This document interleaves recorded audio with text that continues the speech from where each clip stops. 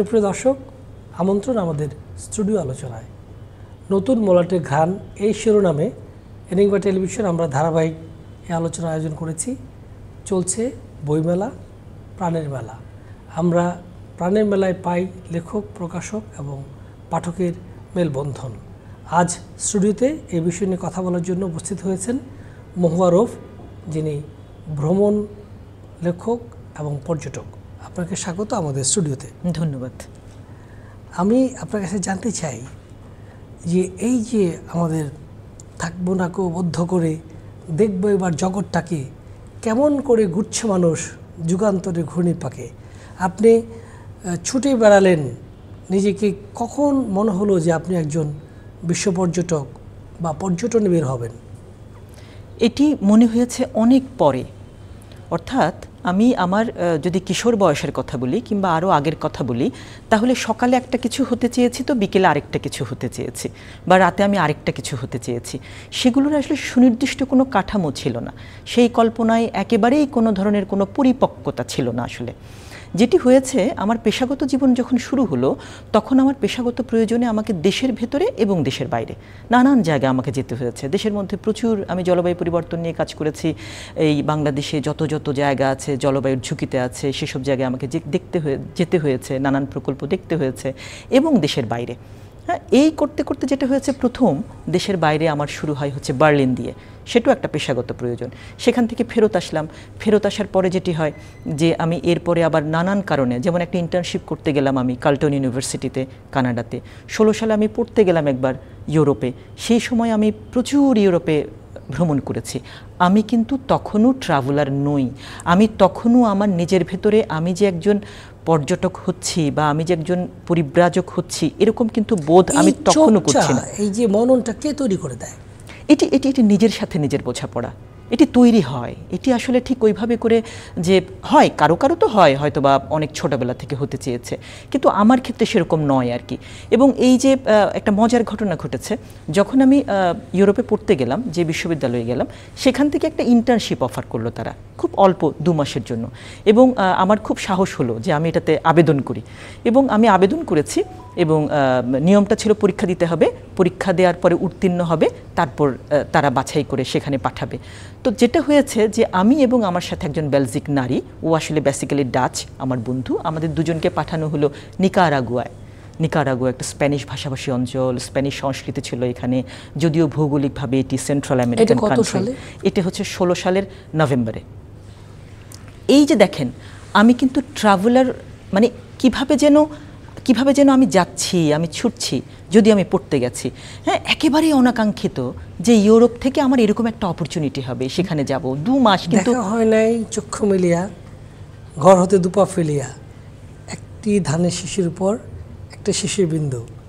এটা আপনার মনে হতে থাকলো এই পেশা জীবনের পাশাপাশি? হ্যাঁ, আমার পেশা জীবনের এই জায়গাগুলোতে যখন বারবার আমাকে যেতে হচ্ছে নানান জায়গায়, তখন একটা সময় আসলে আমার ভেতরে ভ্রমণের একটা রুচি তৈরি হলো, ভ্রমণের একটা দক্ষতা তৈরি হলো, এবং ভ্রমণের একটা নিগূঢ় একটা ইচ্ছা। লেখাটা কি তখনই শুরু করলেন? লেখাটা আসলে আমার লেখাটা হয়েছে কি, লেখাটা কিন্তু আমি সবসময়ই লিখি, তারও অনেক আগে থেকে লিখি, কিন্তু সেটি একেবারেই আমার ল্যাপটপ বন্দি। আমি কখনো সেগুলো কি এই ভ্রমণ কেন্দ্রিক না অন্য জনরাল? ভ্রমণ, একেবারে ভ্রমণ। আগে থেকে কোথাও গেছি, সেটা নিয়ে হয়তো 500 শব্দ লিখেছি, সেটি পড়েই ছিল। আমার কখনো মাথাতেই ছিল না এটি প্রকাশ করতে হবে, আমার কখনো মাথাতেই ছিল না আমি কাউকে বলবো। সামাজিক মাধ্যমে দিয়েছি হয়তো 100 শব্দ, লিখেছি হয়তো 500 শব্দ। হয়তো এমন একটা ভৌগোলিক অঞ্চলে গেছি যেটি না দিলেই নয়, সেখানে হয়তো 200 শব্দ দিয়েছি। এই ধরনের আপনার পর্যটনের বা ভ্রমণের কি ভিজুয়াল বা ভিডিওগ্রাফির কোনো ডকুমেন্টেশন ছিল? হ্যাঁ, সে সময় ছিল না, খুব সাম্প্রতিককালে আমি করেছি। বিশেষ করে অ্যান্টার্কটিকা ঘুরে আসার পরে আমার কাছে মনে হয়েছে তরুণ প্রজন্ম আসলে অনেক বেশি এই যেটি আপনি বলছেন, টেকনোলজির এই জায়গাটি ছুতে চায়। যার কারণে আমি একটি ইউটিউব চ্যানেল খুলেছি এবং আমি একটু টেকনোলজিতে একটু সমৃদ্ধ হওয়ার চেষ্টা করেছি। আমি 22টা পর্ব তৈরি করেছি, সেগুলো আমার চ্যানেলে দিয়েছি। মানুষ অপেক্ষাকৃত যারা একটু বই পড়ার অভ্যেস কম কিন্তু ভিডিও দেখার অভ্যেস বেশি, তারা এই বিষয়গুলো দেখছে। হ্যাঁ, দুটো মাধ্যমে কাজ করতে পারে, এটিও আমি শুরু করেছি। আপনি তাহলে নিয়মিত লেখা শুরু করলেন কবে? এটি একটি মজার ঘটনা আমি বলতে চাই আপনার অনুষ্ঠানের মধ্য দিয়ে। হয়েছে কি, করোনা শুরু হয়েছে মাত্র। করোনা হওয়ার পরে যেই সুবিধাটি আমাদের হয়েছিল, অনেক অসুবিধার মাঝখানে আমাদের দৈনন্দিন সময় বেড়ে গেল অনেক। খেয়াল করেছেন কিনা, সকালে অফিস যাওয়ার তাড়া নেই, আমরা সবাই হোম অফিস করছি। সকালে অনায়াসে 3 ঘন্টা সময় বেশি পাচ্ছি। আবার 5টা শেষ হয়ে গেল অফিস, বেডরুমেই তো অফিস করছি, কোনো ধরনের তাড়া নেই। তো সে সময় যেটা হয়েছে যে সরকার একবার সিদ্ধান্ত নিল 500 শিক্ষককে খিচুড়ি রান্না করার প্রশিক্ষণে পাঠাবেন বিদেশে, এবং গণমাধ্যমে এটা নিয়ে খুব খুব হইচই পড়ে গেল। তো যেটি হয়েছে, আমি একটা লেখা লিখলাম সোশ্যাল মিডিয়ায় এরকম, বঙ্গীয় খিচুড়ি। ব্যাপারটা হচ্ছে এরকম, এই যে আমি যে বললাম যে পড়তে গেছি, সেখানে আমি আমার রুমে খিচুড়ি রান্না করছি, খিচুড়ির খুব ঝাঁজে আমার পাশে একটা ডাচ ছেলে থাকতো আমার পাশের কক্ষে, সে এসে আমার দরজা নক করে বলছে যে তোমার এখানে কিছু একটা পুড়ে যাচ্ছে বা কিছু একটা, সেই গন্ধ নিতে পারছে না। এরপরে আমি তাকে অফার করলাম, তুমি আমার দেশের একটা জাতীয় খাবার আমি রান্না করছি, হ্যাঁ তুমি আমার সাথে এটি খেতে পারো। তখন সে এটি খেলো, অনেক বেশি ঝাল ছিল, তার নাক দিয়ে পানি পড়ছে, কিন্তু সে বলছে যে না ডিলিশিয়াস, তার খুব ভালো লাগছে। এবং আমি একটা আমার ভেতরে একটা দেশাত্মবোধ এনে তাকে বলার চেষ্টা করছি, এটি আমাদের এমন একটি খাবার যেটি আমরা খাই, আমাদের যে জাতীয় মাছ আছে ইলিশ, এটির সাথে এটি আমরা খাই। এইভাবে করে আমার ইউরোপ গেল, আর অনেক বন্ধুবান্ধব খেয়েছে। তারপর যে গল্প দিয়ে আমি শুরু করেছি, আমি যে নিকারাগুয়ার যে বাসায় থাকতাম সেখানে গিয়ে, সেখানকার একজন বয়স্ক নারী ছিল, হ্যাঁ তিনি স্প্যানিশে কথা বলতেন, আমি ইংরেজিতে কথা বলতাম। একটা সময় আমার কাছে মনে হলো আমি কেন ইংরেজিতে কথা বলছি, আমি তো বাংলায় কথা বলতে পারি। উনি স্প্যানিশে কথা বলতেন, আমি বাংলায় কথা বলতাম। আমাদের খুব ভালো কিন্তু ভাবের আদান প্রদান হতো। আমি ওনার বাসায় ভাড়া থাকতাম 2 মাসের জন্য। ওনাকে আমি একদিন খিচুড়ি রান্না করে খাইয়েছি।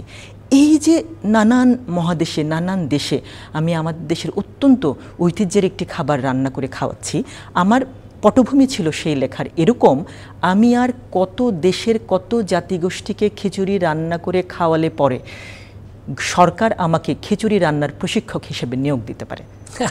এটা মুদ্রণ হলো কোথায়? এটা মুদ্রণ হলো না, আমি শেষ করে দেখেন, আমি তো এটা দিলাম মাত্র সোশ্যাল মিডিয়াতে, জাস্ট আমি আমার ওয়ালে এটা দিলাম, দেওয়ার সাথে সাথে একটা অদ্ভুত ঘটনা ঘটলো। সেটা হচ্ছে, আপনারা জানেন পশ্চিমবাংলায় খুব নামকরা একজন মানুষ আছেন যার নাম অমরেন্দ্র চক্রবর্তী, এবং আমরা খুব ছোটবেলা থেকে অমরেন্দ্র চক্রবর্তীর ভ্রমণ ম্যাগাজিন, খুবই নামকরা ম্যাগাজিন, পশ্চিমবাংলার 6 লক্ষ 7 লক্ষ কপি বিক্রি হয়, হ্যাঁ এই ম্যাগাজিনের সম্পাদক। তিনি আমাকে চেনেন না, তিনি সোশ্যাল মিডিয়ায় দেখেছেন এটি, উনি মেসেঞ্জারে আমাকে বললেন যে আমি 1 মিনিট আপনার সাথে কথা বলতে চাই। আমার তো হাত পা কাঁপছে, এত বড় মানুষ আমার সাথে কথা বলবেন। এর আগ পর্যন্ত কিন্তু কেউ আমার লেখার প্রশংসা করলেও কিন্তু কেউ বলেননি। উনি আমাকে ফোন করে বললেন কলকাতা থেকে, মহুয়ারফ যদি আপনি এই মুহূর্তে এটা ডিলিট করে দেন তাহলে আমি আমার শারদীয় সংখ্যায় এটি ছাপাবো। আমার কাছে খুব ভালো লেগেছে, বিশেষ করে যে বয়স্ক নারীর সাথে আপনি থাকতেন, আপনি বাংলায় কথা বলতেন। আমার জীবনে এরকম ঘটেছে, কিন্তু আমি কোনোদিন এভাবে এত আবেগ দিয়ে এটি আমার মাথায় আসেনি যে এটি লিখব। এই প্রথম কেউ একজন, বড় কেউ একজন, পশ্চিমবাংলার খুব বড় কেউ একজন আমাকে আমার লেখা চাইলেন, এবং আমি এটা দিলাম। এবং আশ্চর্যজনকভাবে এটি সম্ভবত 20 সালের ঘটনা, তখন লকডাউন বোধহয় শুরু হয়েছে, উনি 20 কি 19 সালের ঘটনা, উনি ওনার ওখানে ছাপালেন। এইটার পরে না আমার ভেতরে, আমার মনোজগতে না বেশ বড় একটা কি হয় যে একটা শক্তি আসলো, যে আমি ভাবলাম যে না, আমার বোধহয় আরেকটু সিরিয়াস হওয়া দরকার। যেই বিষয়টা আমি অবহেলায় ফেলে রেখেছি, আমার ল্যাপটপ বন্দি করেছি, এটি বোধহয় আমার আরেকটু নজর দেওয়া দরকার এই জায়গায়। বোধহয় এটি ফেলে রাখার বিষয় নয়, এটি বোধহয় প্রকাশ করার বিষয়। এরপর থেকে তো আমি আর কয়েক মাস পর থেকে আমি প্রথম আলোতে নিয়মিত লেখা শুরু করলাম, শুধুই ভ্রমণ। তো এই মানুষটি আমাকে আসলে অনেক বড় একটি ধাক্কা দেয়া পেছন থেকে, অনেক বড় একটি প্রেরণা, কিংবা যদি বলি মাথার উপর একটি ছায়া বা হাত রাখা। উনিও হয়তো বা জানেন না এটি কতভাবে আমাকে প্রভাবিত করেছে। এই হচ্ছে আমার লেখা নিয়ে প্রথম সম্মুখে আসা, একেবারে একটা খুব নাম করা একটা ম্যাগাজিনে বা একটা নাম করা প্রকাশনায় আমার লেখা যাওয়া প্রথম। পরবর্তীতে প্রথম আলোতে এবং একই সময়ে আরও অন্যান্য দৈনিক পত্রিকা যদি বলি কিংবা ম্যাগাজিন যদি বলি, সবখানেই ভ্রমণ বিষয়ে আমি আসলে নিয়মিত। এবং যেহেতু ওই যে বললাম সকাল বিকেল, মনে হচ্ছে যে একটা অনেক অস্থিরতার মধ্যেও একটা সময় মিলছে। এই যেহেতু করোনাকাল চলছে, ভ্রমণ সাহিত্য তো একটা সাহিত্যের বড় জায়গা দখল করে আছে। আপনি কি তার আগে এই সাহিত্য পড়েছেন? আমার কাছে তো রবীন্দ্রনাথের তো আমি আমার কিশোর বয়সেই পড়েছি, রবীন্দ্রনাথ এবং সৈয়দ মুস্তফা আলী যদি বলেন, এবং এটা এবং একাধিকবার পড়েছি। এবং এই সাহিত্য, রবীন্দ্রনাথ ইউরোপ যাচ্ছেন, রবীন্দ্রনাথ ভিক্টোরিয়া ওকাম্পোর কাছে গেছেন। হ্যাঁ, যদি আমায় প্রশ্ন করেন এই যে কেন লাতিন আমেরিকার সাথে আমার এরকম যোগসূত্র, মানে ওই সাহিত্য পড়ে, বা যদিও ভিক্টোরিয়া ওকাম্পোর কথা উনি কোনো সাহিত্যে লেখেননি, ভ্রমণ সাহিত্যে লেখেননি, সেটি অন্যভাবে এসেছে, কবিতায় লিখেছেন বা অন্য কিছু, ভ্রমণ সাহিত্যে তিনি ওটি আনেননি। তো এগুলো কিন্তু একটা প্রেরণা দিলেও তখন আমি নেহায়েতি পাঠক। আমি যখন পড়ছিলাম কিশোর বয়সে, তখন কিন্তু আমি লিখব এমনটা একেবারেই আমার মাথায় ছিল না, কিংবা আমি যে ট্রাভেলার হব বা হয়ে উঠব, এটি কিন্তু আমাকে ওইভাবে করে তখন আমাকে ভাবায়নি। আপনার লেখা থেকে যারা পাঠ করে তারা কি তার মনস্জগতে কি পর্যটক হয়ে ওঠে? কিছু মানুষ তো যোগাযোগ করে এবং কিছু বলার চেষ্টা করে। জানি না আসলে, এটা একটু কঠিন প্রশ্ন হয়ে যায় আমার জন্য, একটু কঠিন এর উত্তর দেয়া। তবে মানুষজন একটু পড়ে। এই সমস্ত লেখা নিয়ে আপনি প্রথম গ্রন্থ করলেন দক্ষিণ দুয়ার খোলা, এটা কিভাবে আপনার মাথায় আসলো বই করতে হবে? এটি ব্যাপারটা যেটি হয়েছে যে বইয়ের ব্যাপারটা আসলে মাথায় ছিল না। ওই যে যেমনটি হয় যে আমি যখন ফেরত আসলাম, একেবারে পৃথিবীর সর্বদক্ষিণে যাব স্বপ্ন দেখেছিলাম, এবং সেটি পড়েছে আর্জেন্টিনা দেশটির একেবারে দক্ষিণে উশুইয়া বলে একটি শহর আছে। আমি মূলত স্বপ্ন দেখেছিলাম সেই শহরটিতে যাব। যাই হোক, প্রথমবার আর্জেন্টিনা গেলাম, আমার সেটি বিফলে গেল, আমি যেতে পারলাম না। আমার অর্থ সংকট দেখা দিল, সময় সংকট দেখা দিল, এবং নানান সংকটে আমি আর সেটি পারলাম না। দ্বিতীয়বার আমি আরেকবার আমি চেষ্টা করলাম এবং সেখানে গেলাম, এবং তখন কিন্তু আর্জেন্টিনা যাওয়ার ভিসা প্রসেস করা যেত না। তো আমি ইমেল করে আমেরিকায় অবস্থিত দূতাবাসের কাছে ইমেল করে অ্যাপয়েন্টমেন্ট নিয়েছি, অ্যাপয়েন্টমেন্ট চেয়েছি, তারপরে সেখানে গেছি। এবং দ্বিতীয়বার যখন আমার এই সুযোগটা এলো, ভিসা যখন আমার হয়ে গেল, তখন আমার যখন উশুয়া পর্যন্ত যাওয়ার টিকিট আমি কেটে ফেললাম, তখন আমার কাছে মনে হলো যে একটা চেষ্টা করি তো, এখান থেকেই তো জাহাজ ছাড়ে, একটা প্যাকেজ যদি পাওয়া যায়, আমি যদি পৃথিবীর আরও দক্ষিণে চলে যেতে পারি, দক্ষিণেরও দক্ষিণ যে মহাদেশ আছে, সেখান থেকে যখন ফেরত আসলাম অ্যান্টার্কটিকা থেকে, তখন আমাকে প্রথম আলো বলল যে একটা দীর্ঘ ধারাবাহিক লিখতে। তারপর আমি সেই দীর্ঘ ধারাবাহিক লেখা শুরু করলাম, এবং লিখতে লিখতে আমি 22 পর্ব সেখানে লিখলাম। এরপরে আসলে হয় কি যে এরকম একটি চাহিদা তৈরি হলো, এবং আমার কাছে মনে হলো যে হ্যাঁ, এটি একটি মলাটবদ্ধ করার বোধহয় এখনই একটি মুখ্যম সময়, এবং সেই 22 পর্বকে আমি আরও দ্বিগুণ করে একটি বড়সড় পাণ্ডুলিপি তৈরি করে, হ্যাঁ, এবং তার দক্ষিণ দুয়ার খোলা তৈরি হলো। রবীন্দ্রনাথ থেকে নামকরণ করেছেন? এটার নামটা একটু ছিল দক্ষিণ দুয়ার খুলেছি, পরে হয়তো এডিটোরিয়াল বডিতে একটু চেঞ্জ হয়ে আজই দক্ষিণ দুয়ার খোলা রবীন্দ্রনাথের। হ্যাঁ, খুবই এরকম। ভ্রমণের সঙ্গে কাব্যের কি সম্পর্ক রয়েছে? না, এক্স্যাক্টলি ওরকম সম্পর্ক যে আছে তা নয়, আবার যে সম্পর্কহীন তাও কিন্তু নয়। মানে সাহিত্যেরই তো, তাই না? মানে এই যে আমি শিল্প সাহিত্যেরই তো এক একটা শাখা, হ্যাঁ, এক একটা অংশ বা এক একটা অনুষঙ্গ। যে ভ্রমণ করছে সে হয় লিখছে না, কিন্তু আছে তো একটা যোগসূত্র, একটা নিবিড় কল্পনার জায়গা, কিন্তু সব কিছু এক, তাই না? যে সবাই কিন্তু একটা কল্পনাকে চূড়ান্ত রূপ দেওয়ার জন্য, যে নৃত্যশিল্পী সেও একটা কল্পনাকে চূড়ান্ত রূপ দেওয়ার জন্য, যিনি কিনা লিখছেন ভ্রমণ, তিনিও তার কল্পনা, তার দেখাকে একটা চূড়ান্ত রূপ দেওয়ার জন্য একটা মুদ্রণে যাচ্ছেন। অর্থাৎ আমি বলতে চাইছি একটা গোপন একটা সংযোগ আছে। রাষ্ট্র কাঠামোর যে আমাদের যে মানচিত্র, সীমানা প্রাচীর, এগুলিকে ভেদ করে এই ভ্রমণটা কতটুকু বৈশ্বিক বা কতটুকু সহজ একজন মানুষের জন্য? খুব কঠিন হয়ে গেছে। হওয়া তো দরকার ছিল আপনার প্রশ্নের মতো, আপনি যেমনটি প্রশ্ন করেছেন যে এই কাঠামো শিথিল হবে, বরঞ্চ এই সীমানা থাকবে না, সীমানা ক্ষয়ে যাবে ধীরে ধীরে, তাই তো হওয়া দরকার ছিল। ট্রাভেলার হিসেবে তো এটিই তো আমরা চাইতে পারি। কিন্তু আসলে দিনে দিনে যেটি হয়েছে, রাজনৈতিক পরিস্থিতি বিশ্বব্যাপী, রাজনৈতিক পরিস্থিতি জটিল হয়েছে, বিশ্বব্যাপী অর্থনৈতিক পরিস্থিতি জটিল হয়েছে। মানুষ যেটি হয়েছে যে কোথাও ভ্রমণে হয়তো থেকে গেছে, যার কারণে নানান কি বলবো, নানান অসুবিধা তৈরি হয়েছে। একজন নারীর জন্য এই অসুবিধা আর কতটুকু প্রতিবন্ধকতা আপনি মনে করেন? একে তো নারীর জন্য যে আমাদের মতো ভৌগোলিক অঞ্চলে তো একটা সামাজিক দৃষ্টিভঙ্গি আছেই, যেটি কিন্তু খুব সহায়ক নয়, হ্যাঁ, কিংবা মা যদি হয় সেটি আরও সহায়ক নয়।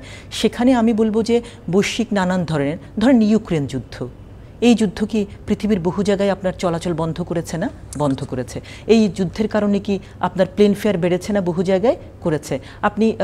আপনি রাশিয়াতে যত সহজে আগে যেতে পারতেন, কিংবা রাশিয়ার আশেপাশের দেশগুলোতে যত সহজে যেতে পারেন, এখন কিন্তু আপনি পারবেন না। পরিবার কতটুকু সাপোর্ট দেয় আমাদের দেশের এই প্রেক্ষাপটে? দেশে পরিবার ঠিক একটু একটু কঠিন আমার পক্ষে বলা, তবে পারিবারিক একটা এখনো পর্যন্ত দৃষ্টিভঙ্গিটা খুব পজিটিভ নয় আমার কাছে মনে হয়।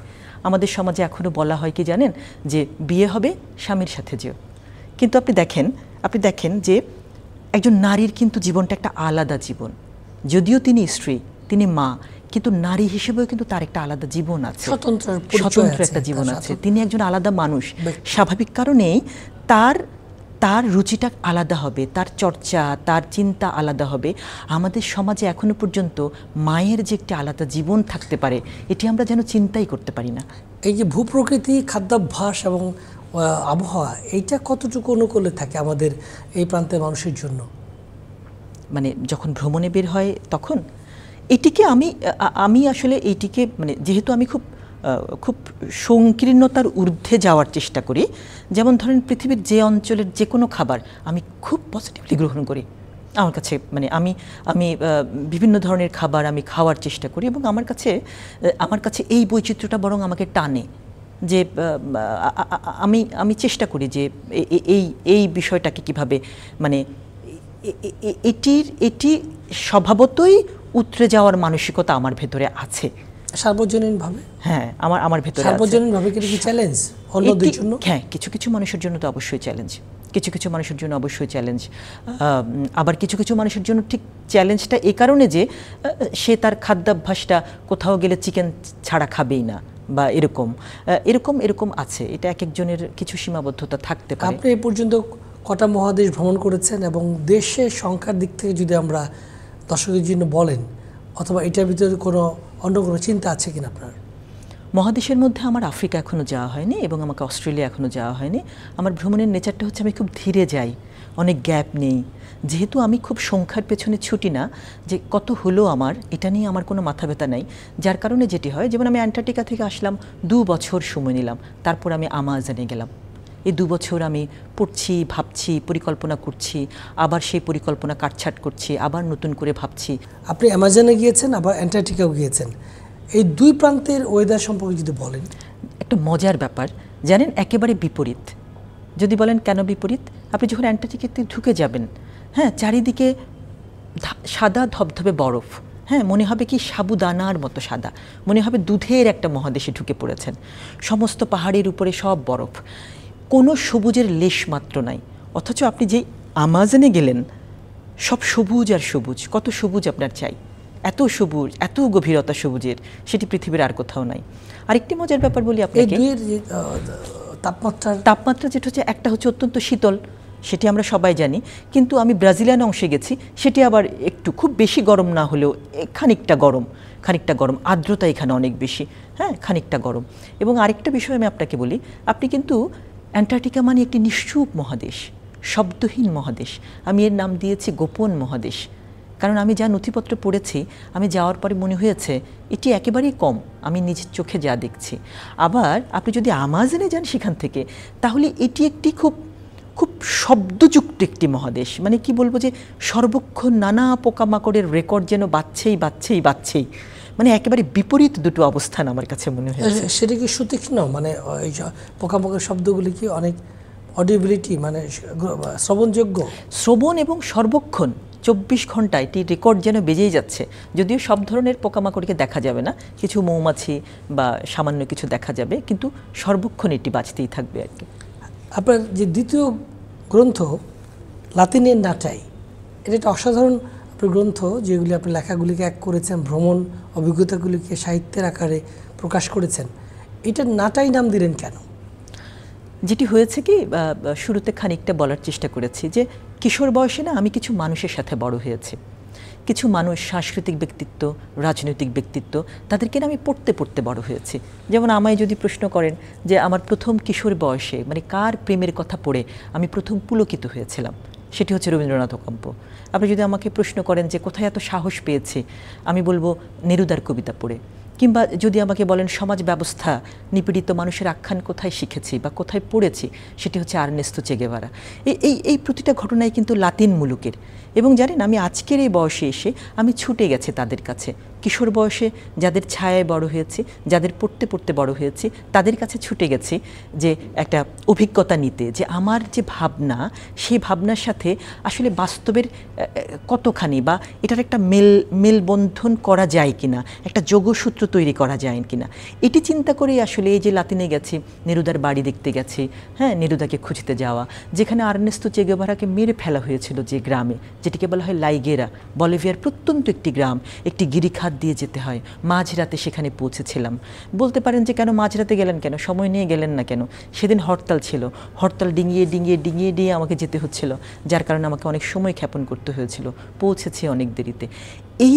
এই যে আমার গল্পগুলো, ভ্রমণের গল্পগুলো যাদের কাছে গেছি, কিংবা যদি বলেন আমি সভ্যতায় অনুপ্রাণিত হয়েছিলাম আমার কিশোর বয়সে, যেমন মায়ান সভ্যতা, যেমন ইনকা সভ্যতা। আমি যখন ইনকা সভ্যতার ভাজে ভাজে হাঁটছিলাম, আমি যখন পৌঁছে যাচ্ছিলাম সেই কি বলে এটিকে মাচু পিচুর চূড়ায় চলে যাচ্ছিলাম, তখন ইনকা রানীরা না ওই পাদদেশে কী করে, তাদের যে বয়ন শিল্প আছে সেগুলো বিক্রি করে।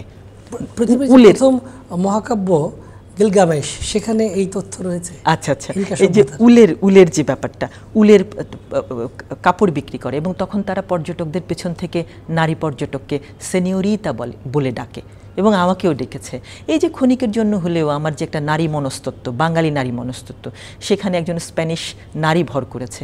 এই যে আমার আবেগের কথা, যেগুলো লাতিনমূলক, আমাকে তো দিদি ডাকেনি কেউ, আমাকে তো আপা ডাকেনি কেউ, এগুলো না আমাকে খুব খুব আবেগী করেছে। আমি সেই আবেগের কথা আমার বইয়ে লিখেছি।